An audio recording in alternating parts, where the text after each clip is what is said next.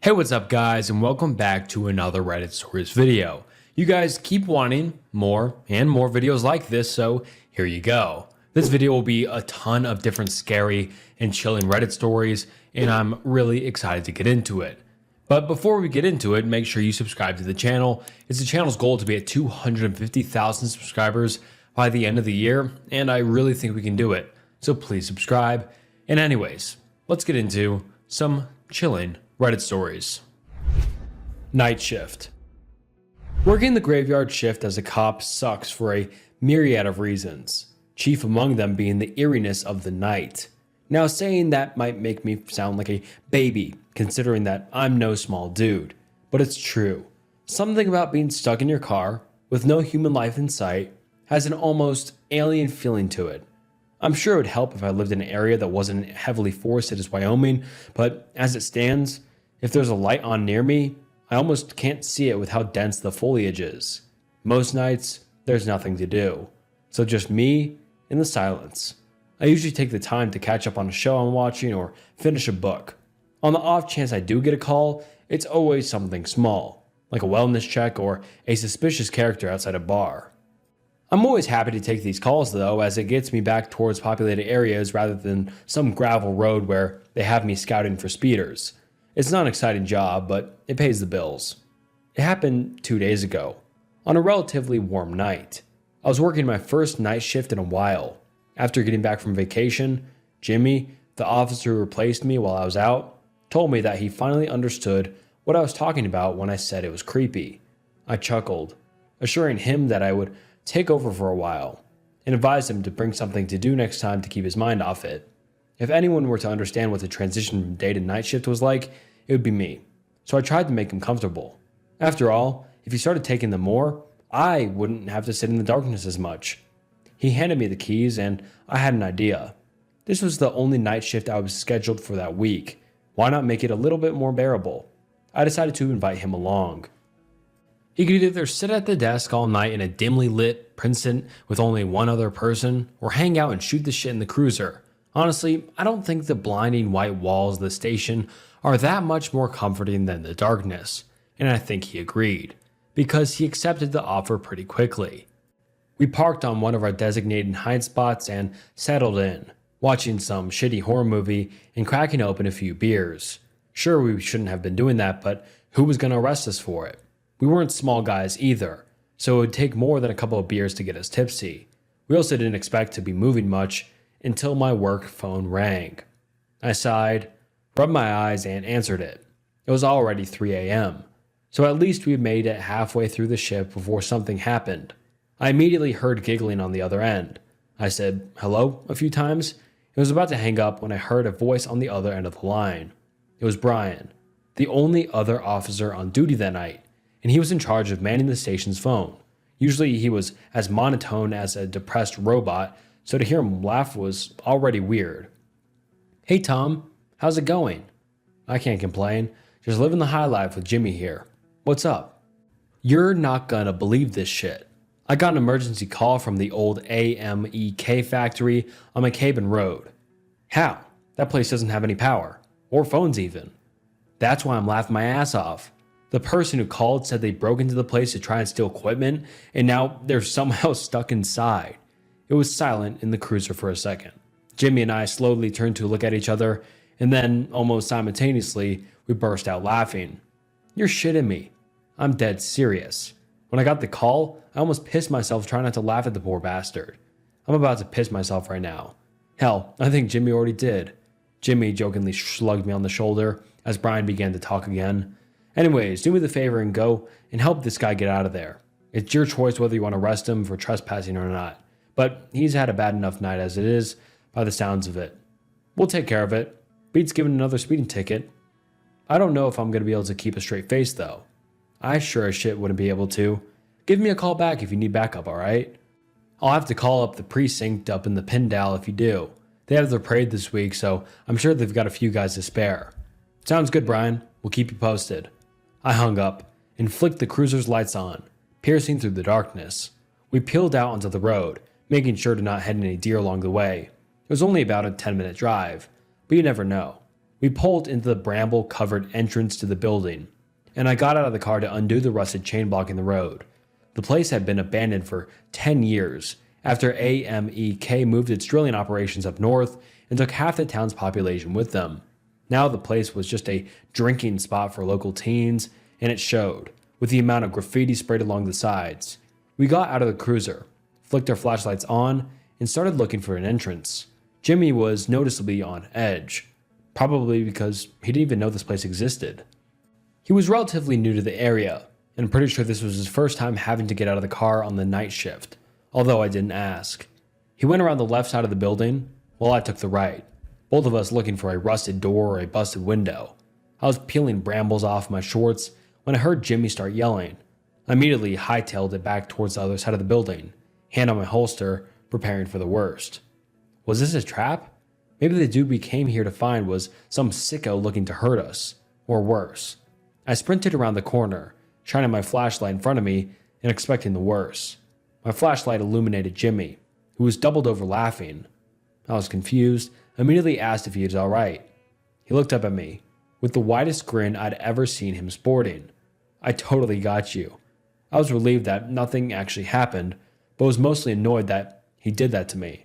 It was almost 4 a.m, for God's sake, and we were on the tail of some idiot in the middle of an abandoned warehouse. For a second, I thought he was getting attacked. It'd be a line in a bloody heap by the time I got over him. I think he saw that I was pissed because his face immediately sank and he started to apologize, saying he was just trying to lighten the mood. I took a deep breath and smiled at him. I assured him that I'd get him back at some point and to just focus on getting in for now. We found a broken window that we just assumed he'd climbed in through and shined our flashlights on the door inside to make sure we weren't about to step on nails or something. As we climbed into the place, I radioed Brian and asked him to call a few other officers over to us, just in case something went wrong. After the shit Jimmy pulled, I was on edge that something bad would happen. So I figured it was better to be safe than sorry. The power in the place still didn't work. In hindsight, I have no idea why I even bothered checking. So it looked like we were going to be using our flashlights to work. We called out a few times in the darkness, seeing if we'd get a response, but to no avail. We walked past the old drills and ore pressers, our feet clicking against the concrete floor. After searching the bulk of the main room, we headed for the hallway at the very back of the factory.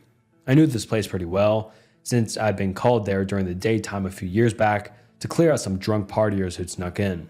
Still, it was a whole different beast at night, and the fact that the hallway immediately branched into 3 more didn't help. This is where we made our first mistake, and it was a pretty stupid one. We decided to split up. I know, it's how horror movies start, and how characters die. But we were both tired and our energy drinks were wearing off. We agreed that we'd keep our radios on at all times and let each other know if we found the guy. At this point, I'd assumed that he found his way out and ran into the woods in fear of being arrested, but we still had to sweep the place just in case. I wasn't planning on arresting the guy, as I figured that he'd had a bad enough night at that point, and the old equipment he was planning on taking wasn't of any use to anyone anymore, so I would have just let him off with a warning. Now though, I was starting to change my mind.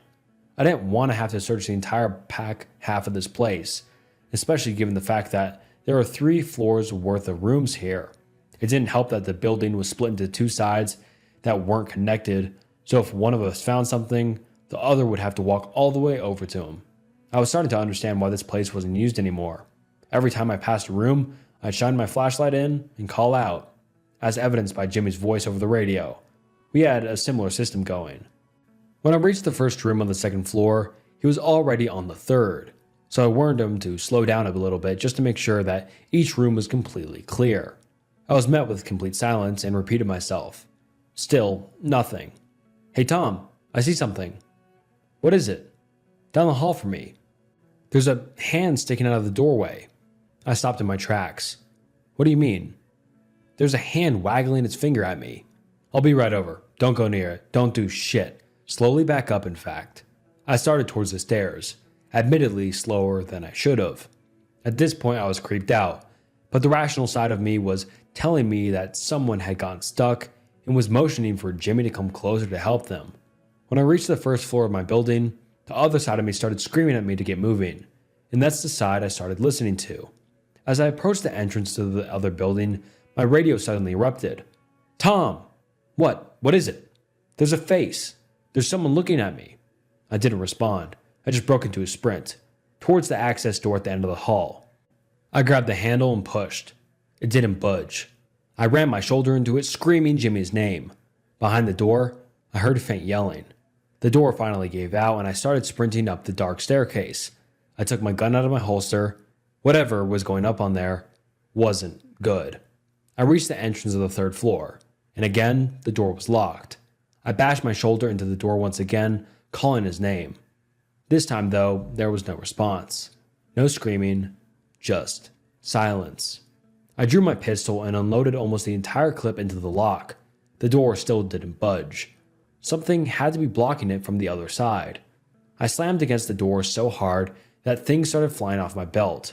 First my knife, then my taser, then my flashlight. I stopped for a second to pick it up, but it just kept rolling until it hit the edge of the stairwell and fell down. I couldn't see shit anymore, but I didn't have time to go get it. The door was starting to push open, and I had to get through. I kicked it so hard I thought I broke my ankle, but I didn't care. It finally caved in enough for me to slip through the hallway. I once again called out Jimmy's name, and as my eyes adjusted to the darkness, I saw a light on the end of the hallway. Not a flashlight, but a very dimly lit room. Standing in the doorway was a silhouette. It had to be him. I called out to him again, but didn't step closer. The silence was broken when the giggling started. It was faint enough that I couldn't tell if it was him, but it sounded like it. The giggling turned to laughter, and he started to move, but didn't leave the doorway. He was just moving in place, jerking from side to side. It looked like he was dancing. I lowered my gun and called out to him again. I knew what was happening. He was fucking with me. All of this was a setup to prank me again. I was royally pissed off and started screaming down the hallway. "Are you fucking kidding me? I thought someone was attacking you, dude. I fucking told you earlier to stop messing around, and now you nearly gave me a heart attack by doing this shit. What the fuck is wrong with you?" I put my gun back in my belt and turned back towards the door. I'd had more than enough for one night. I'm going outside to wait for the backup to get here and going with them back to our station. When you're ready to stop fucking around, take the car and don't talk to me for a week. This is seriously fucked up. I stormed out of the broken door and picked up all my stuff. I climbed back through the window and stood in the darkness in front of the factory, waiting for backup to arrive. Luckily, they were all well on their way out already, and got there about 5 minutes after I got myself outside. I hopped into the backseat of their cruiser and buckled myself in. "Whenever you're ready, you can drive me back to the station. It's 20 minutes down the main road." The officer behind the wheel turned to look at me. They turned back towards the wheel and pointed to the factory. "Don't you want to wait for your partner? It looks like he's at the window up there." I rolled the window down and looked outside. Sure enough, there's a faint light coming from one of the windows, what looked to be a flashlight beam, illuminating someone's silhouette. "He'll take our car back to the station. I'm pissed off at him right now, so he can take care of it." With a nod, the officer shifted into reverse, and we backed out into the main road. Once we got back to the Princeton, I thanked him for the lift and immediately hopped into my truck and drove back home. I was exhausted and didn't really care to wait for Jimmy to bring the car in. Jimmy didn't show up for work yesterday, and he didn't return the car either. We thought he'd just taken a sick day and forgot to phone in, or maybe he was scared to face me after his little prank backfired. Everyone I told about it seemed to be on my side. Maybe he knew I'd tell people about it, so I thought he was just afraid of corrective action. At least, that was my theory yesterday. He didn't show up today, either, and everyone started to get a bit worried. Even me. We sent a couple of officers out to the factory to see if he had left it in the cruiser, or took an Uber home and left it there. Sure enough, it was parked in the same spot. When they saw this, they phoned me to come in and help search the area, just in case. It was my day off, so I was irritated, but I did hope he was okay. So I relented. We searched the entire factory, and didn't find anything until we got to the third floor hallway that we had been on a few days ago. I got up the stairs last, and found one officer vomiting in the corner of the stairwell, and the other shielding his eyes in disgust. I pushed past them and walked into the hallway. The floor was stained with a trail of blood leading towards the end of the hall. There, hanging from the doorway, was Jimmy. He'd been absolutely mangled. His stomach was eviscerated, and his eyes and tongue were missing. Most notably, though, were his arms and legs. The veins had been almost completely ripped from them and braided so tightly together that they formed a makeshift rope. Seeing this, I didn't immediately join the other officer in vomiting. I just stood there, completely stunned. That changed, though, when I walked into the room behind his body. Above him, attached to the doorway, was a makeshift pulley system, a system that his veins had been run through, almost like he was a puppet. I used to be a pizza delivery driver. One night while making a delivery to a house, I witnessed something so disturbing that it made me never want to deliver pizza again. Trouble had a way of finding me from a young age. I often fell in with bad influences, which led to my horrible and oftentimes reckless choices. My illegal antics frequently brushed against the law. Countless close calls only fed my misguided sense of invincibility until one night when my so-called friends and I made a huge mistake.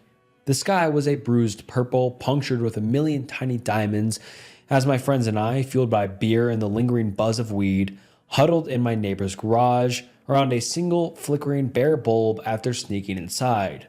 The air hung heavy with a metallic tang of oil, and the distant hum of the fridge thumped like a low heartbeat. We had squeezed through a gap in the fence, the rough wood scraping against our skin, and settled into a circle in my neighbor's garage as if we owned the place. My parents were away on a weekend trip, mistakenly assuming I was responsible enough to stay out of trouble. My friends and I sparked up a fat blunt. The acrid smoke stung my throat as I took a huge drag, feeling like a cartoon dragon exhaling a billowing cloud that hung thick and stagnant in the still air. Whether it was the smoke or just bad luck, I lost my balance and stumbled back, sending a toolbox crashing to the floor with a deafening clatter. A pool of spilled solvent, previously unnoticed in the dim light, glinted ominously. The metal tools clanged against it, and a spark erupted, a tiny flicker that ballooned into a monstrous flame in an instant. Panic spread faster than the rapidly growing fire. My friends, their faces in fear, bolted past me, leaving me alone with the growing blaze. My lungs ached for fresh air. A desperate gasp trapped into my smoke-filled chest. With a surge of adrenaline, I ignored the searing heat and threw open the garage door. There stood Mr. Smith, my neighbor, his furious gaze piercing through the disheveled frame of his bathrobe. Without a word, he grabbed my collar and hurled me onto the damp grass. Then he ran over to the fire extinguisher, his face grim with determination, and desperately attempted to save what remained of his burnt-up garage. Mr. Smith, his face flustered with anger and the smell of singed fabric clinging to his bathrobe, barked into his phone, reporting the fire and our trespass to the police. Sirens wailed in the distance, a growing sound that mirrored the knot of dread tightening in my stomach.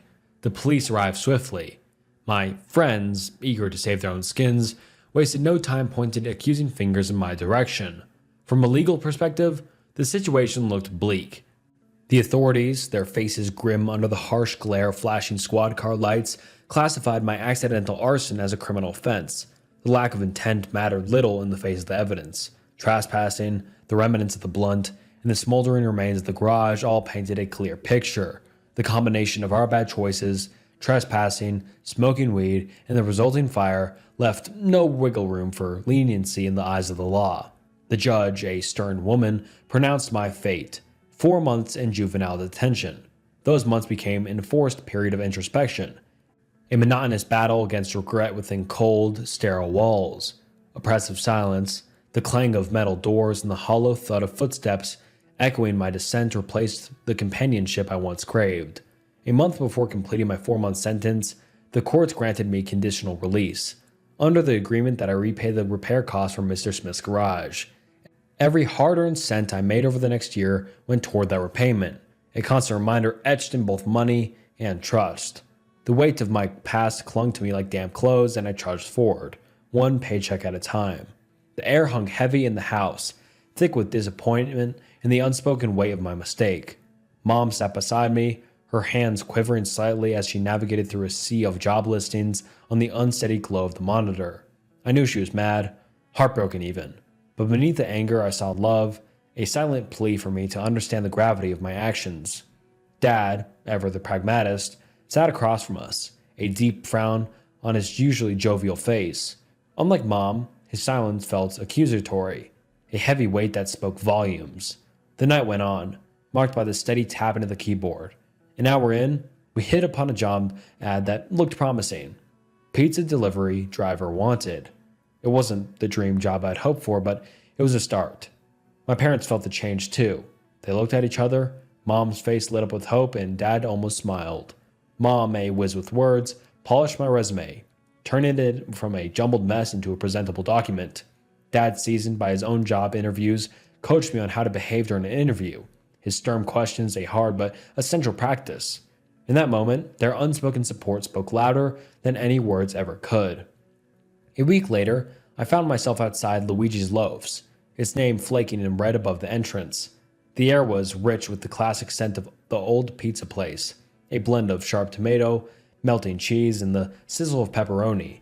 In one corner, stacks of 4 coated boxes teetered, and the walls, adorned with faded posters, showed cartoon chefs tossing heaps of toppings with exaggerated enthusiasm. The gruff man who emerged from behind a swinging kitchen door wasn't the polished interviewer I'd envisioned.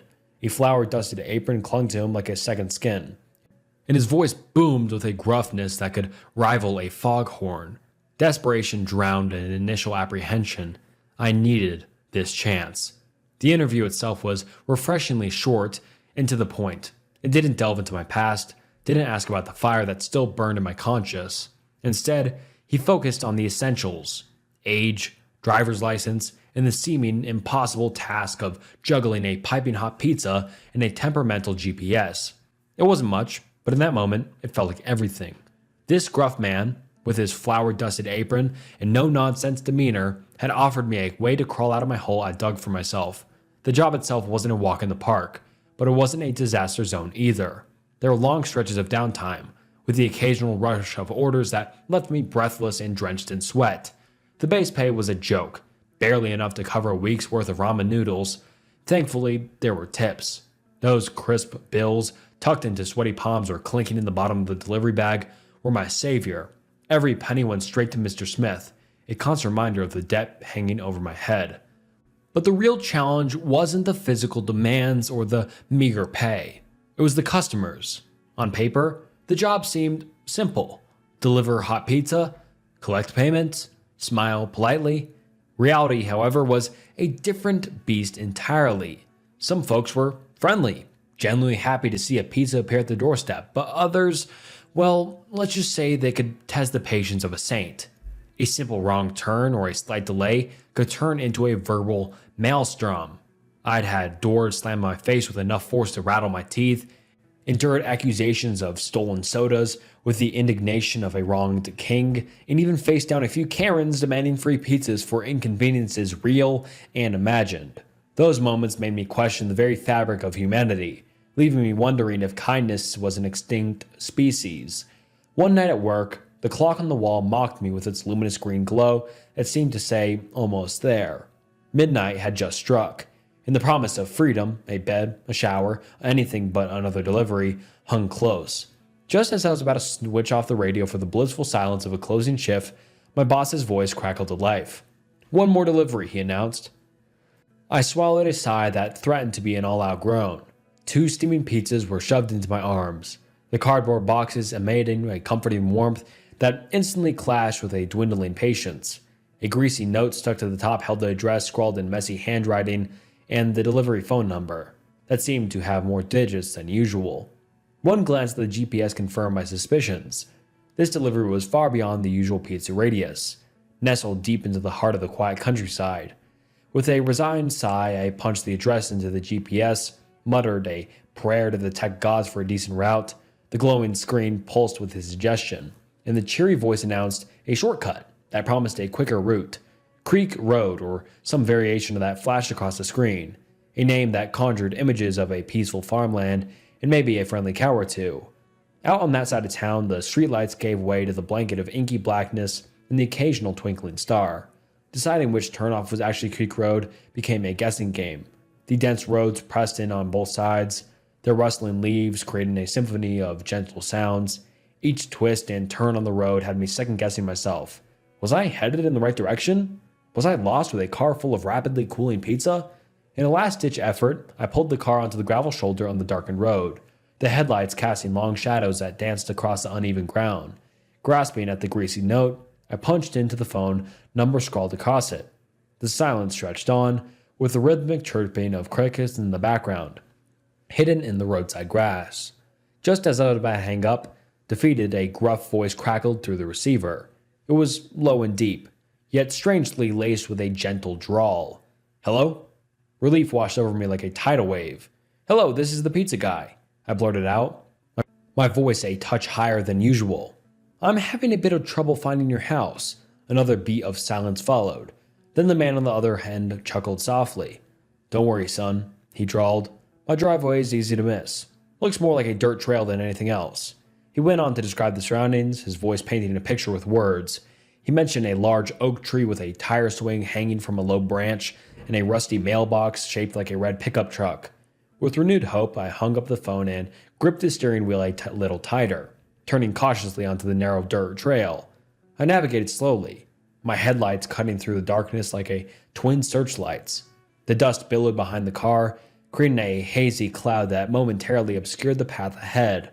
After what felt like an eternity, but was probably closer to 30 seconds, a single-story house emerged from the gloom.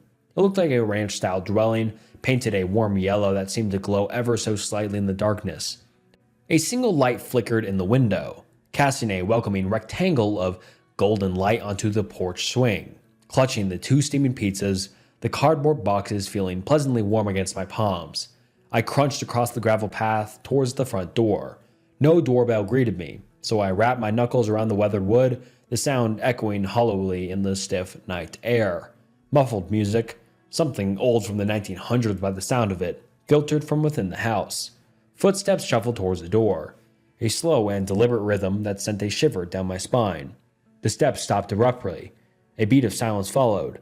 Then the door creaked open, revealing only a sliver of darkness within. A man peeked out from behind the door, his face hidden in shadow. The man behind the door seemed to be deliberately using it as a shield, his body hidden from sight. Hey, I stammered, the sudden silence thick and charged. "Pizza delivery, right?" "Yep, that's me," rumbled the voice, instantly recognizable from our phone call. An awkward silence descended once more, the old scratching music from another time providing the only distraction. Desperate to break the tension, I blurted out, "Do you have the cash ready?" "Yes. Hold on a second," he mumbled. His voice warmed despite the odd tension in the air. He shuffled back, the music momentarily replaced by the soft creak of floorboards. As a gentle breeze nudged the door further open, a sliver of light illuminated the interior, revealing a glimpse of a cluttered living room. However, the visual revelation was quickly overpowered by a quick wave of putrid odor that slammed into me with the force of a brick to the face. The stench was unmistakable, a cloying, sickening sweetness that made my stomach churn and my eyes water. It was the smell of death, and it instantly overshadowed the old music playing from inside the house and the man's friendly demeanor. The seconds stretched into a thick, uncomfortable silence. I shifted my weight from one foot to the other, the sound of the crickets outside growing louder in the absence of any other noise. It was getting ridiculous. This whole delivery had been weird. With a growing sense of unease, I rapped my knuckles on the open doorway again. "Sir," my voice sounded strained, even to my own ears. A muffled response came from somewhere deeper in the house. "Could you just come inside to the kitchen, please?" The request seemed so odd, so out of place that I blinked, momentarily convinced I'd misheard him. "Can you repeat that?" I asked, needing confirmation. "Can you come inside the kitchen, please?" He repeated, his voice a touch more incessant this time, a hint of urgency creeping in that sent a shiver down my spine. My gut lurched. That wasn't in the training manual. My boss had drilled into our heads to never enter a customer's house for safety and liability reasons. But in that moment, better judgment took a backseat to a misplaced sense of, well, I wasn't sure what to call it. Misplaced helpfulness, maybe? Against the gnawing voice of caution in my head, I found myself shrugging nonchalantly. I stepped cautiously into the house, the weathered floorboards groaning under my weight like the protest of a reluctant spirit. It wasn't just old, this house was a time capsule. each detail frozen in a snapshot of bygone era. The house was thick with the smell of dust and echoes of the past. The long, narrow interior stretched before me like a dimly lit tunnel. Dark hallways, their doorways shrouded in shadow, branched off to the left and the right like forgotten rooms in a labyrinth. The faded wallpaper clinging precariously to the walls boasted a swirling floral pattern in hues of dusty rose and tarnished gold. It was a design straight out of the 1930s dream, faded with the passage of time. In the corners, a tall grandfather clock stood sentinel, its ornate mahogany frame gleaming faintly in the dim light filtering through the half-open door. Its solemn presence was punctured by the rhythmic tick-tock of its pendulum, a steady heartbeat in the quiet house. Next to it, an old record player whirled to life, its needle whispering across the surface of a dusty vinyl record. A melody, melancholic and hauntingly beautiful, drifted from the speakers, a forgotten song from a long-lost time. To my right, an open doorway offered a tantalizing glimpse into the kitchen. An old cast-iron stove, its once black belly worn smooth to a dull gray by countless meals, stood proudly against the far wall. Gleams of firelight danced in the chipped enamel surface, hinting at a pot simmering on its burner. A porcelain sink, its pristine white surface now yellowed and etched with the passage of years, nestled beneath a small window, framed by lace curtains that were more yellowed than white. The man's voice, warm and slightly raspy, called out from somewhere inside the kitchen, but I couldn't see him. As I turned my head to the left, a narrow hallway extended before me, its right side lined with closed doors. At the far end, a dim, flickering light casted an unsettling glow of an old woman dancing in the hallway. She was completely naked, her back to me. She swayed and danced slowly to the 1900s music that was being played on the record player in the living room. She was feeling herself. I don't mean that she was confident or anything. I mean that she was literally touching her body in this disturbing, erratic manner. Her moments were slow, almost dreamlike. As she swayed to the music filtering in from the living room, it wasn't a sensual dance, but rather an erratic exploration of her own body. Her arms swooped and her hands fluttered, tracing lines among her skin in a way that sent a jolt of unease through me. In my time as a pizza delivery guy, I'd seen my fair share of oddballs. A naked lady dancing to odd music might sound funny to someone else, but what I was witnessing transcended humor. It was deeply unsettling. The way she moved with such a disconnect from the music, lost in a world of her own. Terror coiled in my gut as I wrenched my gaze away from the disturbing scene in the hallway. I nervously redirected my gaze to the kitchen, catching sight of the man, or at least what he allowed me to see of him. He was peeking around the corner now, his face concealed by the wall, body hidden. It was him again, but only a sliver of his face was visible, one eye staring at me with an unnerving intensity that made my skin crawl. My mind went utterly blank. All I could manage was a single, desperate question that tumbled out in a strangled whisper. "Do you have the money?" The response the man gave back was not what I expected. Instead of words, a sound erupted from the man's hidden form, a low, guttural chuckle that seemed to crawl up from somewhere deep within the earth. It wasn't laughter, not in any traditional sense. It was a vibration, deep and chilling, that resonated through my bones and made my hair stand on end. It was the sound of something primal, something lurking just beneath the surface of normalcy. Then, with a terrifying suddenness, the horrific laughter was cut short. "Get him, Mom!" The words exploded from the man's mouth, shattering the silence with a force that made me flinch. The volume and raw aggression were a shocking contrast to his previous monotone and soft voice. It was as if a switch had flipped, revealing a hidden fury beneath the calm exterior. My blood ran cold as the full weight of his words sank in. From the hallway of my left, a sound ripped through the air, the sound of rapid footsteps approaching. I whipped my head around just in time to see the naked woman, the one who had been dancing there moments ago, sprinting towards me. Her speed defied her age, propelled by terrifying urgency. Pure terror coursed through me, a shot of adrenaline that propelled me into action. Without a single wasted thought, I spun on my heel, that forgotten pizza boxes tumbling from my grasp with a clatter. The door, the only escape, seemed miles away. My legs pumped, an instinctive urge to flee overriding any thought of dignity. I flung the door open with a crash, the hinges groaning in protest, and practically dove through the threshold. Reaching the car, I fumbled with the keys, momentarily cursing my trembling hands. The door flew open and I virtually flung myself into the driver's seat, slamming it shut with another bone-jarring thud. In a heartbeat, the engine roared to life, the sound a beautiful symphony in the face of the chilling silence behind me. My foot slammed down on the gas pedal, and the car lurched forward, tires spitting gravel as it tore out of the driveway. As I sped away, the house receding rapidly in the rearview mirror, I couldn't resist a final glance back, bathed in the pale moonlight spilling through the open doorway. I saw them, the man and apparently his mom, both completely naked, their forms stark and unsettling against the dark interior. Their faces were obscured by shadow, but the intensity of their gazes seemed to pierce the distance, following me even as I put more and more space between us. Whatever was going on in that house was far from normal. I couldn't shake the overwhelming sense that their intentions were anything but innocent. It certainly wasn't about the pizza. Whatever secrets that house harbored, whatever abnormal dynamics existed between the man and his mom, I knew it was something I wanted no part of. I returned to work a few days later. The encounter at the house replaying in my mind on loop. Sharing my story with my coworkers was a mistake. Most of them laughed, just as I expected.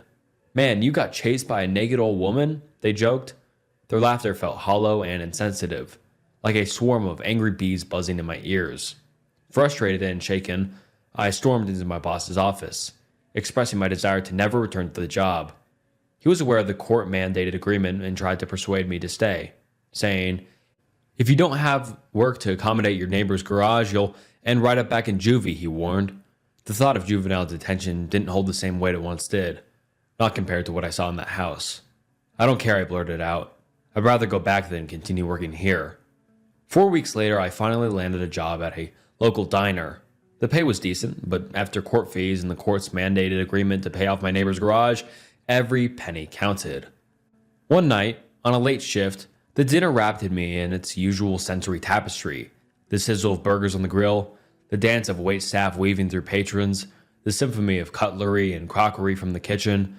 As I cleaned a table marred by ketchup smears and abandoned fries, my phone vibrated against my leg.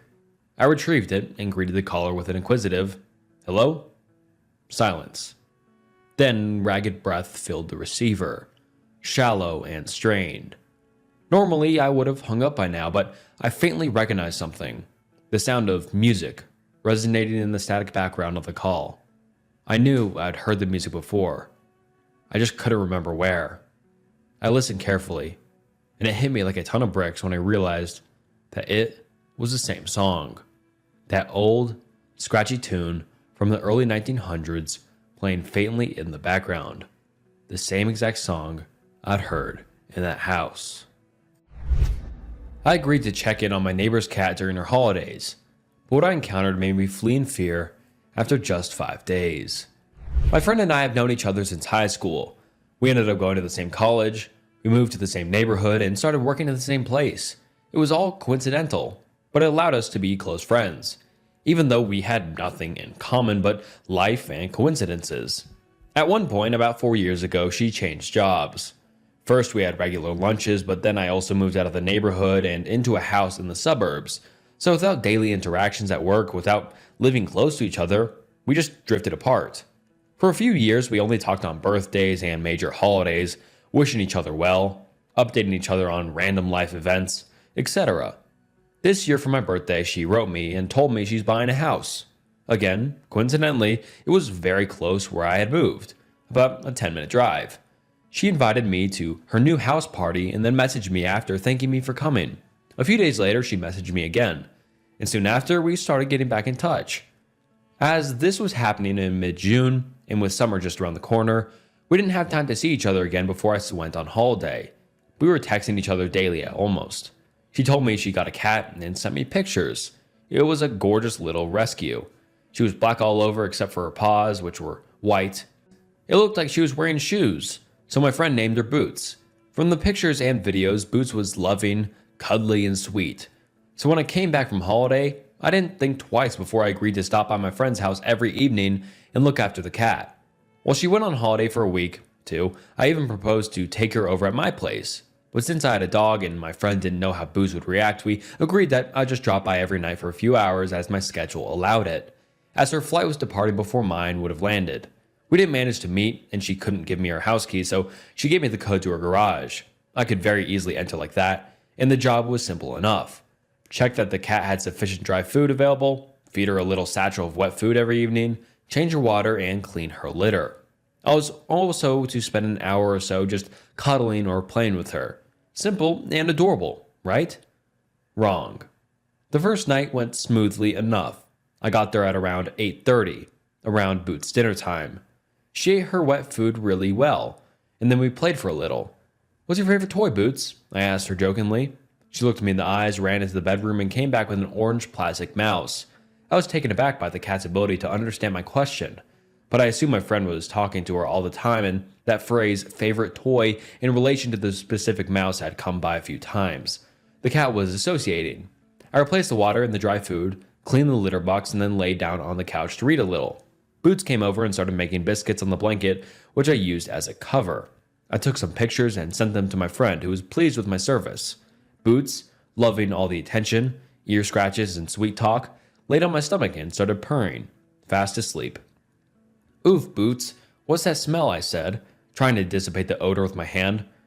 "What a farty butthole you have, miss. Very unbecoming for a lady," I argued. The cat meowed at me, as if to excuse herself or protest, and then got off the couch. "Aw, come on, Bootsy, I didn't mean it," I argued back. I put my book down and checked the time. It was well past 11 p.m. Pretty late, I thought. I packed my things, messaged my friend that I was on my way, made sure the garage door closed properly, and off I went. The next night, things went just as smoothly, with a very similar routine.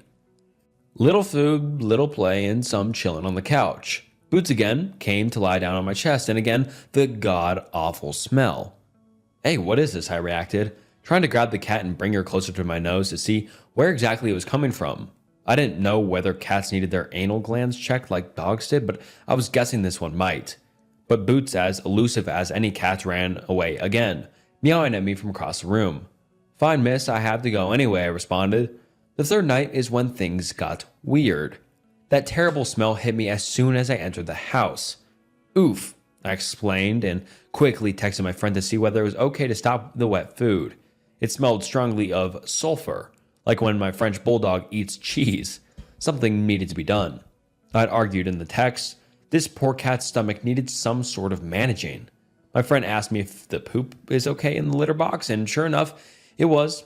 She suggested I reduce the portion, but not worry too much about it. Apparently, Boots can get a little gassy when stressed, so I just opened the windows to air the place a little, making sure that Boots didn't attempt to escape. Then I proceeded to do the regular stuff. Change the water, top up her dry food, and then went to lounge on the couch. This time, Boots didn't join me.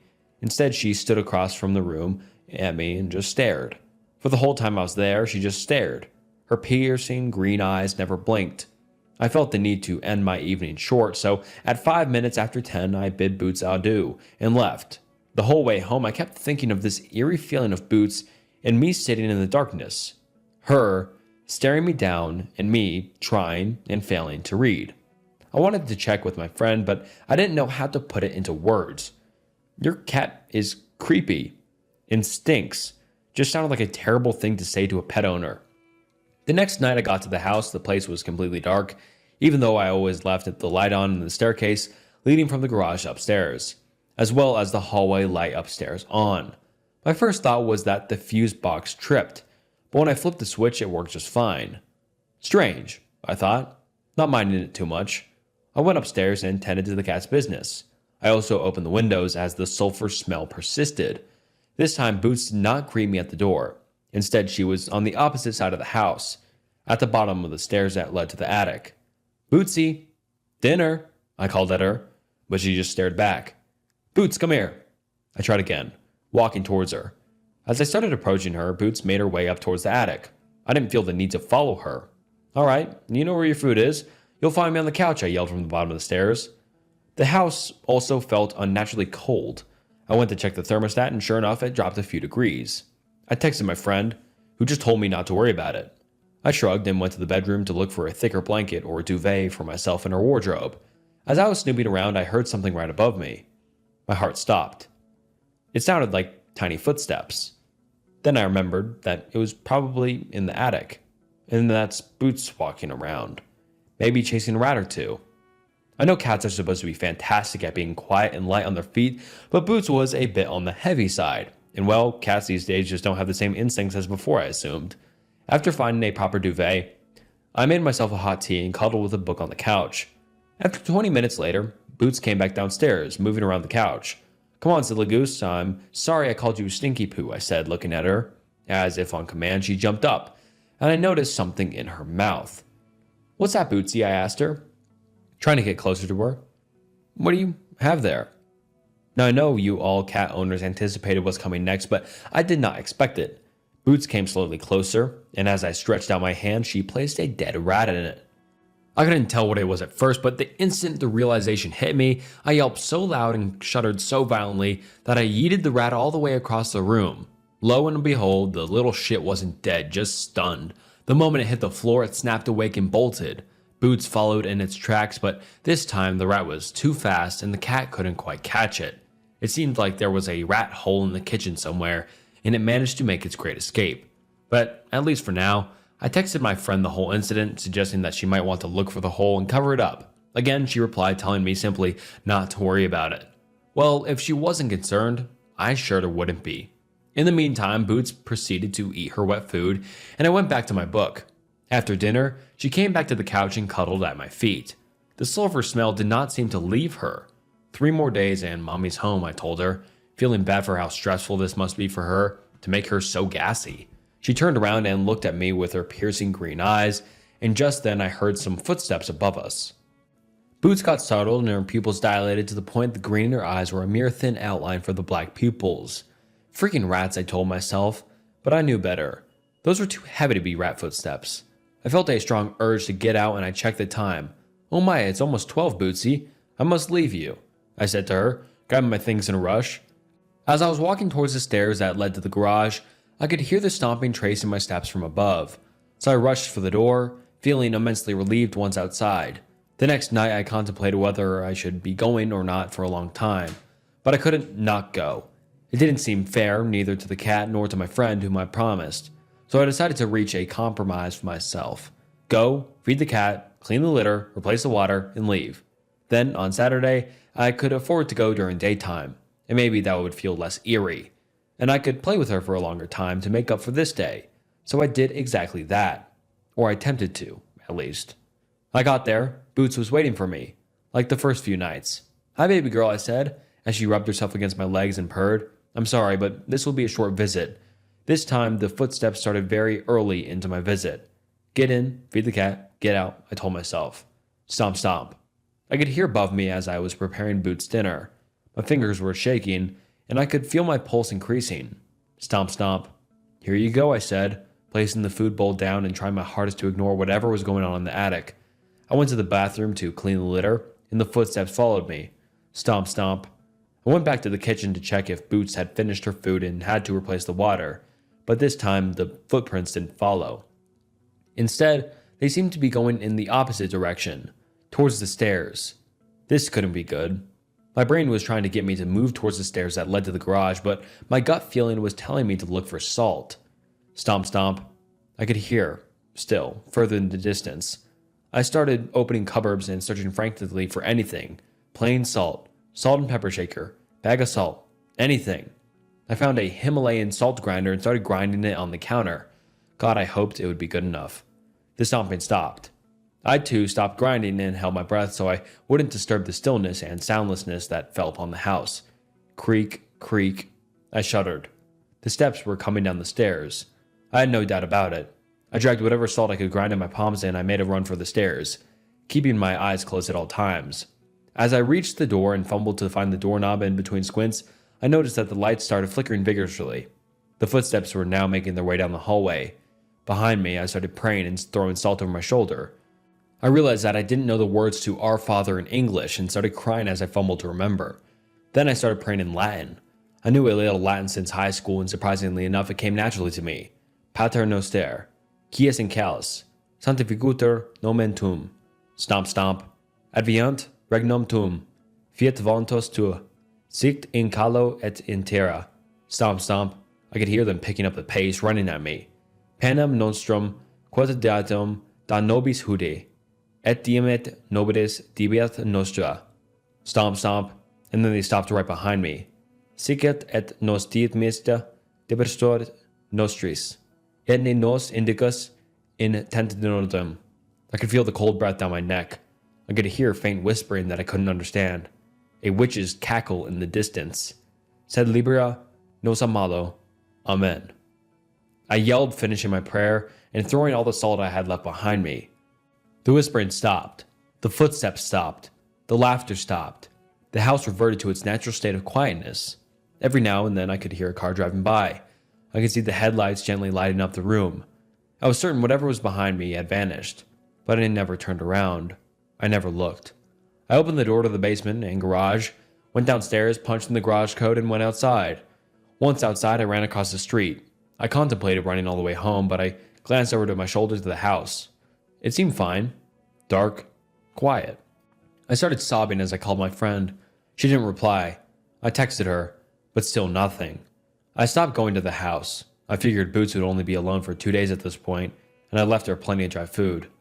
I was too scared of what could happen next. I would just explain it all to my friend, and if she didn't understand, then tough luck. I knew my friend was to land on Sunday at 7 p.m., so I went to the airport and waited for her.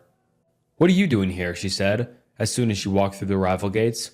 "Well, I figured you need to drive home, plus I need to tell you something," I said, relaying the whole story and showing her photos I'd taken, even the ones I'd sent to her before. She listened quietly, and when I was done, she stopped dead in her tracks, looked me in the eyes, and grabbed my hand. "Do you think I can stay with you tonight?" she asked softly. "What?" I asked, genuinely confused. "You don't want to see if your cat is okay?" "Andy, these pictures are undeniably from my house, but I don't have a cat," she said, showing me her phone. Our last conversation on her phone was her thanking me for coming to the party. Months ago. Don't Google yourself. Don't Google yourself. Why? Because you may not like what you find. One day I was bored and decided to search for my own name on Google. I have quite a rare name, so I didn't expect to find many results.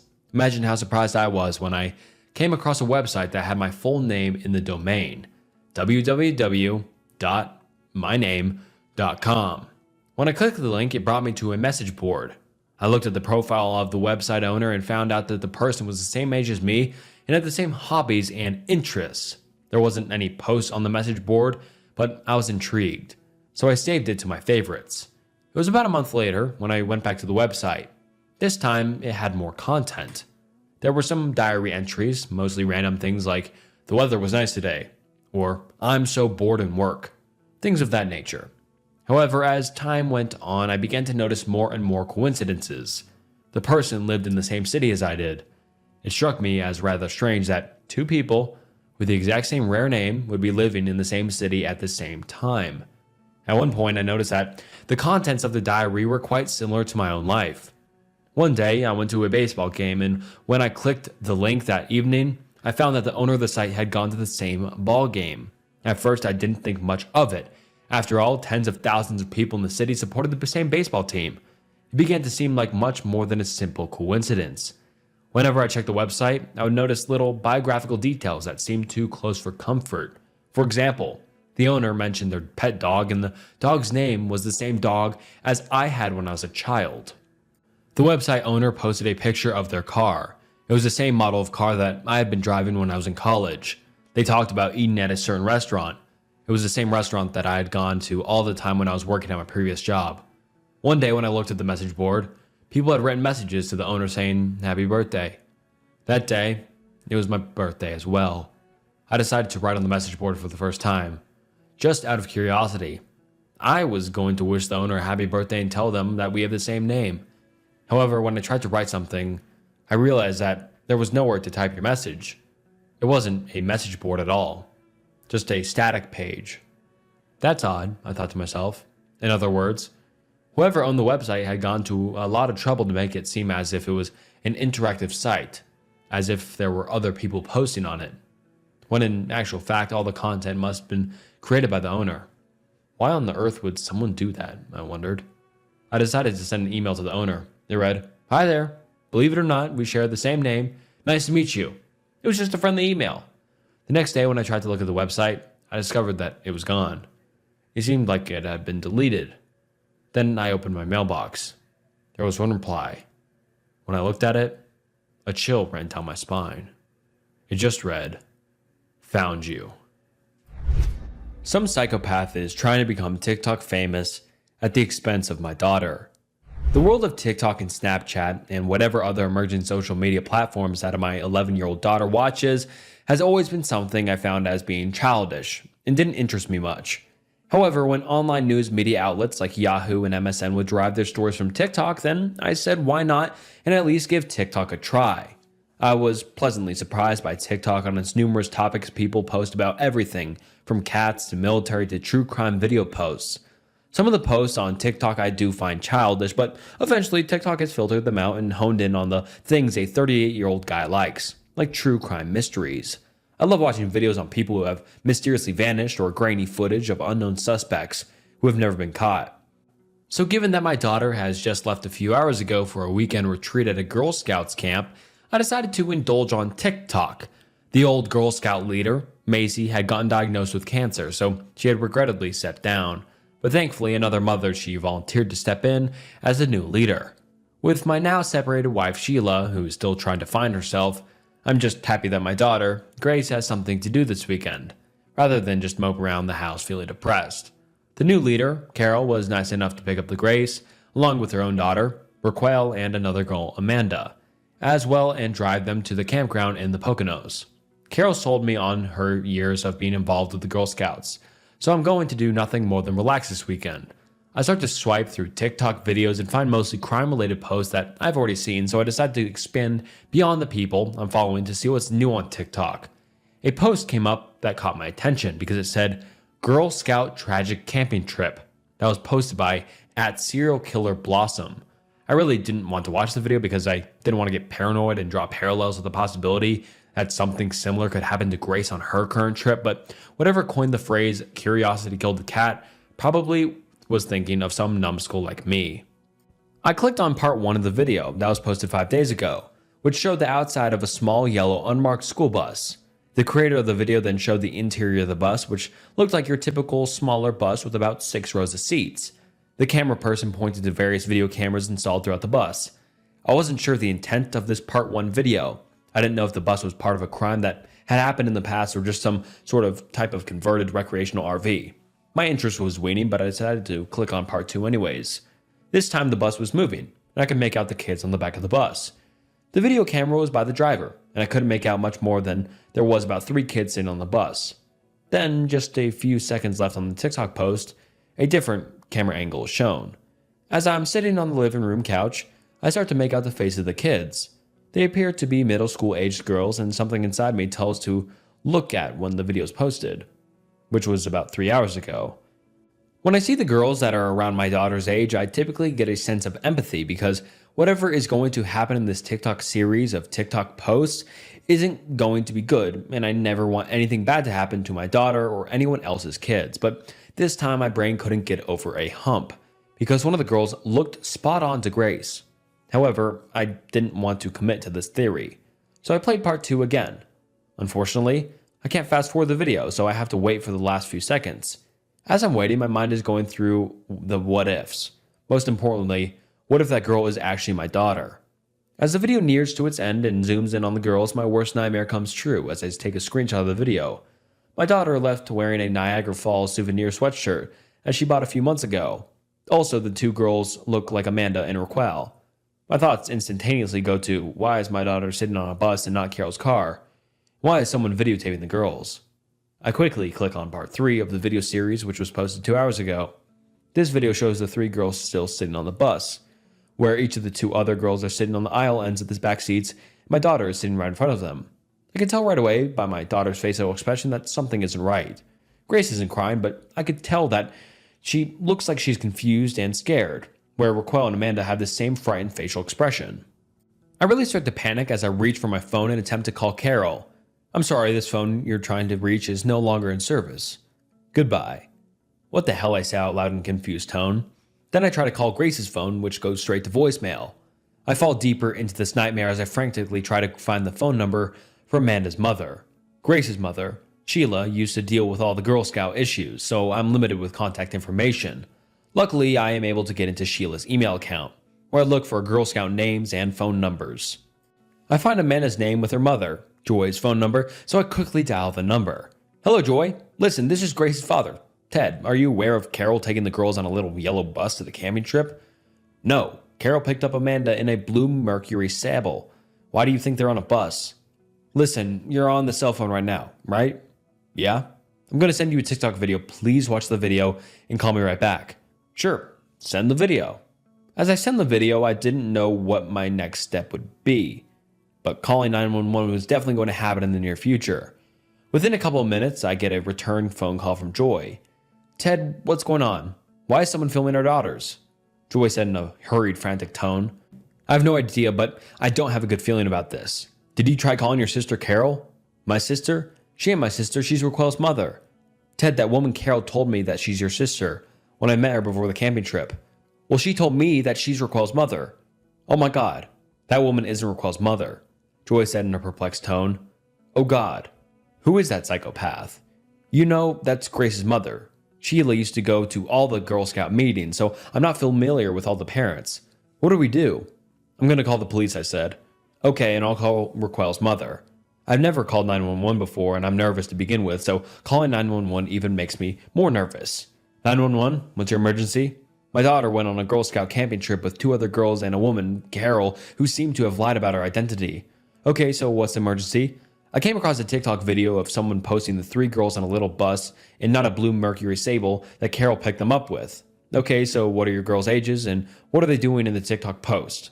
They're around 11 years old and they look all nervous and scared. Okay, so they could be just nervous from being away from home. I suppose, but this woman Carol lied to me and said that she's the mother of one of the girls, but she's not. She told one of the other mothers that she is my sister, which obviously isn't true. Okay, sir, I'm going to send an officer over to your house because there's kids involved, but we really have a busy night with a lot of things going on, so it might take a while for the police to show up to your house. Wait, what? Why? I responded. Listen, sir, you haven't told me anything that sounded like your daughter or the other girls are being harmed, so we have to prioritize our other available officers. Listen, I didn't give that woman permission to videotape my kid, and I'm certain these girls have been kidnapped and I have no idea where they're going, I say in an angry tone. Well, sir, I have a daughter that's in the Girl Scouts, and I've personally experienced when the leaders are dealing with multiple parents that sometimes things get lost in translation, so I wouldn't rush to judgment yet. All you have is your daughter on a TikTok video sitting on a bus going to a Girl Scouts camping trip where she'd be understandably be nervous. Listen, my house address is 664 Mockingbird Lane. Hurry up and send someone over, I said in an angered tone as I hung up the phone. The video cameras on the bus are pointed in a direction so the viewers can't see outside of the bus, so I don't even know if they're heading to the Poconos. It's pretty much dark outside, which worries me even more. It's such a sinking feeling seeing that my daughter is in danger. I look to see if part 4 has been posted, and it has, so I click on it. Again, the girls are being videotaped as they're just sitting on the bus. The unnerving thing is that none of the girls are talking to each other. The 3 of them look like they're completely petrified, doing nothing more than just looking straight ahead. The girls remind me of the war videos I watch of D-Day and how my daughter specifically had said that same doomed look as the soldiers had, while they sat on the transport boats waiting to storm the heavily entrenched beaches. The video was posted less than an hour ago, and this video is darker than the other, so I could tell that the video was actually taken about an hour ago.